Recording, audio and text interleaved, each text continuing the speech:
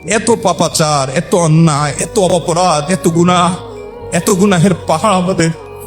এগুলো মাথায় আসলে, এগুলো মনে আসলে চোখের পানি না ফেলে থাকার কথা না। আমরা আল্লাহর কাছে, আল্লাহর ভয়ে রমাদান মাসের মতো অফার পাওয়ার পরেও চোখের পানি ফেলে আল্লাহর কাছে কাঁদার সুযোগ হয় না। এর সবচেয়ে বড় কারণ হলো আমরা আমাদের নিজেদের অবস্থান সম্পর্কে ওয়াকিফ হাল না।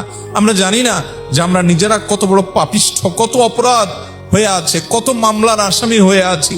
আল্লাহর কাঠগড়ায় আমার বিরুদ্ধে কত শত, কত সহস্র মামলা জানে উঠবে। সেদিন কোনো রক্ষাকারী কেউ থাকবে না। দুনিয়াতে সুযোগ আছে সেই মামলাগুলোকে ডিসমিস করে যাওয়ার। অনেক হতভাগা আছে, অনেক হতভাগা আছে।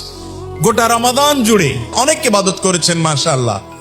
গোটা রমাদানে একটি বারের জন্য মালিকের কাছে নিজের গুনাহের জন্য আল্লাহর ভয়ে সন্ত্রস্ত হয়ে চোখের পানি ফেলেছেন, অথবা আল্লাহর নিয়ামত পাওয়ার আশা, আল্লাহর মহাব্বতে একটু চোখের পানি ফেলেছেন। এরকম মানুষের সংখ্যা আমাদের সমাজে একেবারেই কম। মুহতারাম হাজিরিন, রমাদান এলে আল্লাহ তাআলা অনেক মানুষকে মাফ করেন, সাধারণ ক্ষমা ঘোষণা করেন।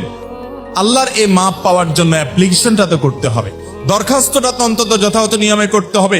কত মানুষ দরখাস্ত করে পায় না। আপনি দরখাস্ত করা ছাড়া কিভাবে কল্পনা করেন আপনি পেয়ে যাবেন?